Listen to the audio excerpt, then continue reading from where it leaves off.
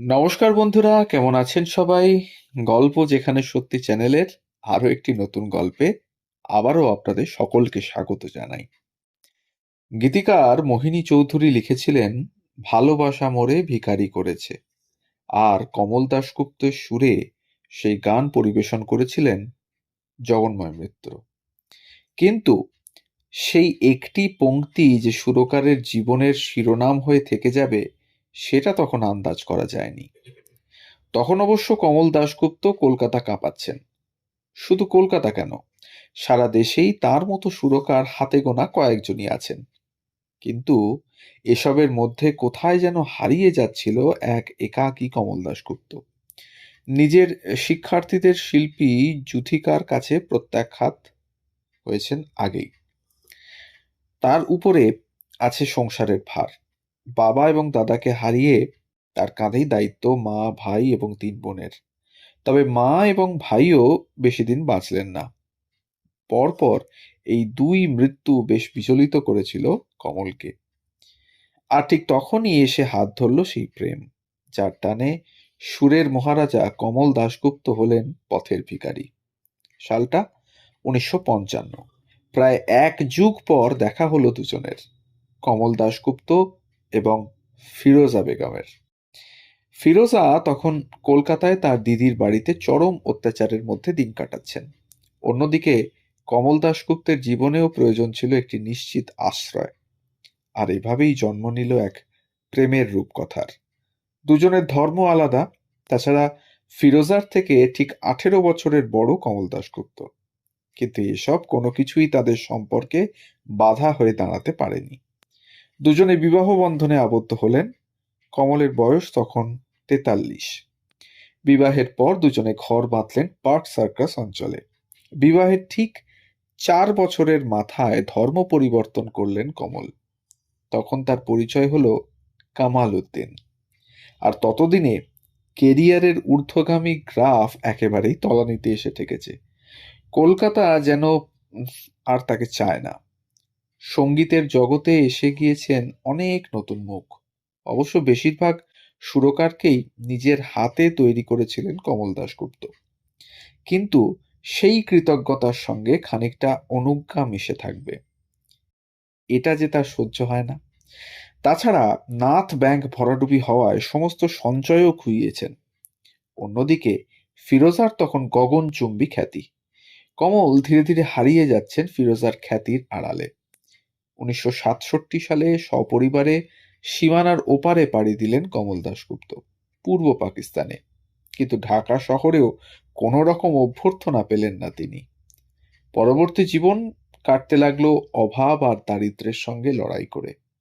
যে কমল দাশগুপ্ত 1946 সালে 37,000 টাকা আয়কর জমা দিয়েছেন, গাড়ি ছাড়া পা রাখেননি কলকাতার রাস্তায়, সেই কমল অবশেষে ঢাকায় খুললেন একটি মুদিখানার দোকান। ভাবা যায়?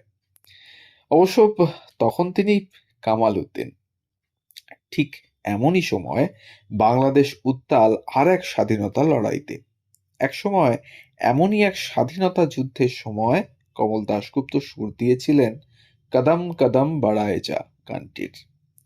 নেতাজির নেতৃত্বাধীন আজাদ হিন্দ বাহিনীর সদস্যদের মুখে মুখে ক্রমশ ছড়িয়ে পড়েছিল সেই গান। তবে বাংলাদেশের স্বাধীনতা যুদ্ধ নিয়ে যেন এক চরম উদাসীনতা গ্রাস করেছে কমলকে।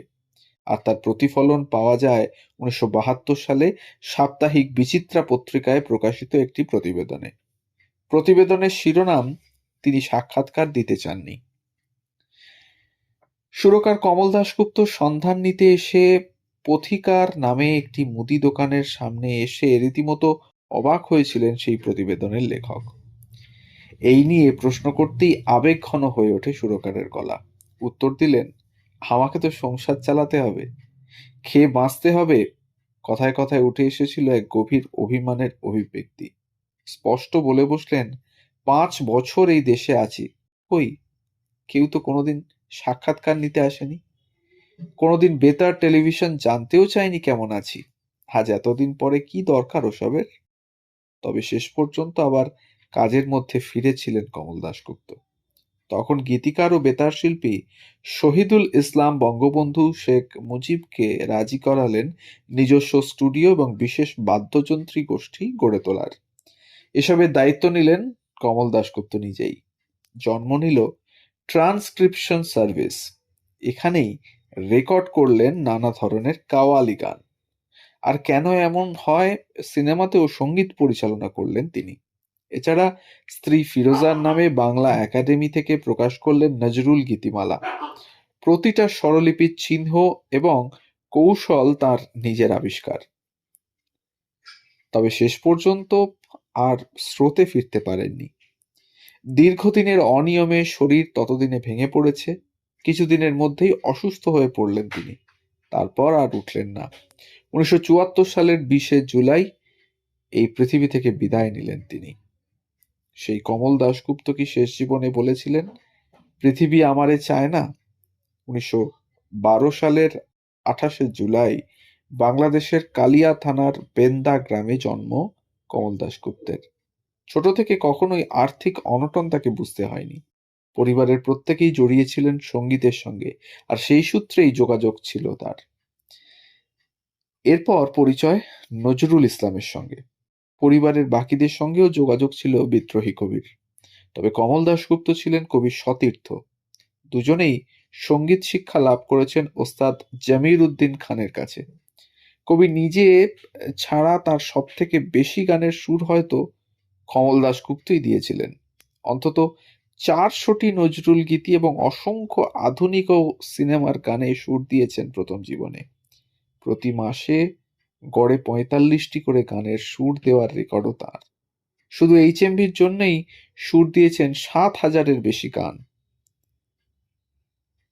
অতএব সেই কমল গানের সরোবরে তারপর তলিয়ে গিয়েছেন কমল দাশগুপ্ত ওরফে কামাল উদ্দিন।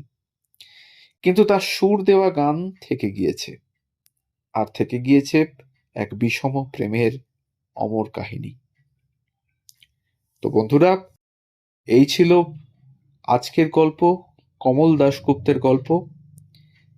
এক প্রেমিকের গল্প, এক সঙ্গীত সাধকের গল্প, এক সুরকারের গল্প।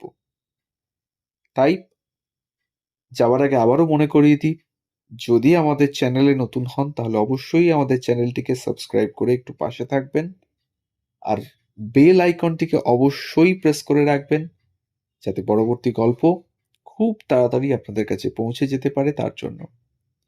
আর আমাদের ইনফরমেশন যদি ভালো লেগে থাকে, একটা লাইক, কমেন্ট আর একটু শেয়ার করতে ভুলবেন না, যাতে আমরা পৌঁছে যেতে পারি আরো অনেক মানুষের কাছে।